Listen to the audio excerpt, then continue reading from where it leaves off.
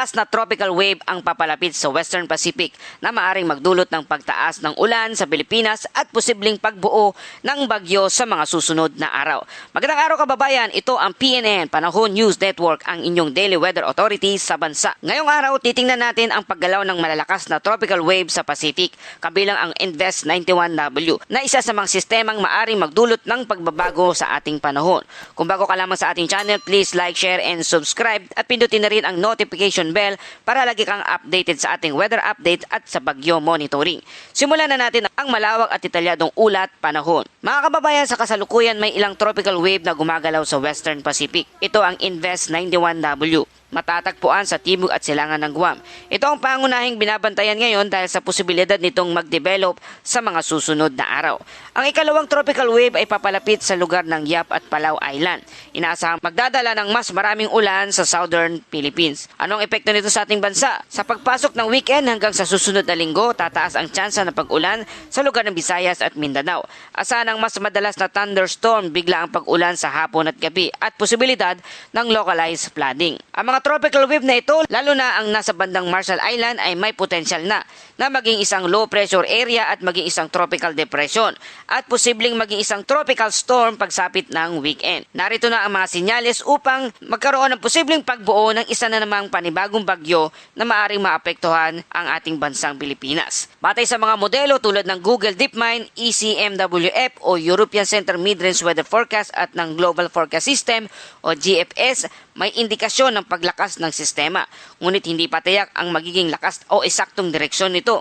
May modelo na nagpapakitang papunta sa kanluran at may ilan naman na nagpapakita pagliko sa pahilaga. Ibig sabihin, may mga uncertainty pa rin ito ang mga kaulapan na nakikita sa ating satellite imagery. Ang sitwasyon ng Guam at Mariana Island, mahalagang tandaan na ang Guam at ang Northern Mariana Island ay kamakailan lamang ay naapektuhan ng bagyong Typhoon Sinlaku. Kasalukuyang nasa recovery phase pa sila. Kaya kahit maliit na posibilidad ng bagyo ay dapat bantayan ng mabuti. Kung ating susuriin ang kasalukuyang sitwasyon ng nagpapakitang dumarami ang tropical activity sa Pacific at tumataas ang moisture at atmosphere, nagiging mas favorable ang kondisyon para sa pagbuo ng isang bagyo. Ngunit tandaan, hindi pa natin masasabi kung alin sa mga ito ang tuluyang lalakas o kaya maging isang bagyo.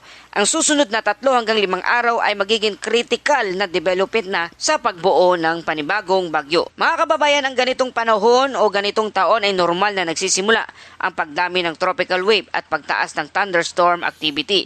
Unang mga bagyo sa Western Pacific ay posibleng lumitaw sa mga susunod na linggo sa mga ganitong panahon. At dumako na tayo sa lagay ng panahon sa araw na ito. Mga kababayan, patuloy ang nakakaapekto ang easterlies o ang mainit na mahalumigmig na hangin nagbumula sa karagatang Pasipiko na siyang nagdadala ng mga pag-ulan sa ilang bahagi ng silangan ng Pilipinas.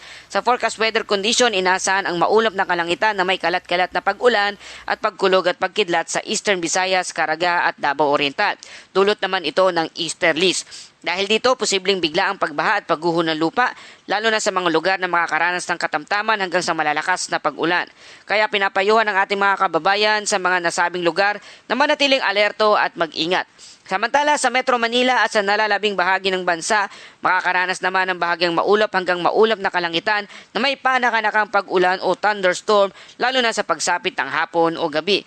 Bagamat hindi inaasahan ang malawakang sama ng panahon sa mga lugar na ito, maaari pa rin magkaroon ng localized thunderstorm na posibleng magdulot ng flash flood at landslide, partikular sa mga mabababang lugar at sa kabundukan. Pagdating naman sa lagay ng hangin at karagatan sa Northern Luzon, makakaranas ng mahina hanggang katamtamang lakas ng hangin mula timog, silangan hanggang hilaga, habang ang mga baybayin nito ay magkakaroon ng bahagya hanggang katamtamang pag-alon na may taas mula 0.6 hanggang 2.1 metro ang taas. At sa nalalabing bahagi ng bansa, mahina hanggang katamtamang hangin naman sa mula sa silangan hanggang hilagang silangan. Ang mararanasan at bahagyang hanggang katamtamang alon rin ang inaasahan sa mga baybayin na may taas mula 0.6 hanggang 1.8 metro ang taas. Sa temperatura naman sa Metro Manila, naitala ang pinakamababang temperatura na 22.1 degrees Celsius kaninang alas 5 ng umaga, habang ang pinakamataas naman na temperatura ay umabot ito sa 34.4 degrees Celsius kaninang alas 12 ng tanghali.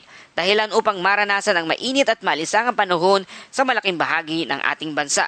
Ang pinakamababang humidity ay naitala 44% kaninang alas 11 ng umaga, habang ang pinakamataas ay umaabot sa 81% kaninang alas 6 ng umaga.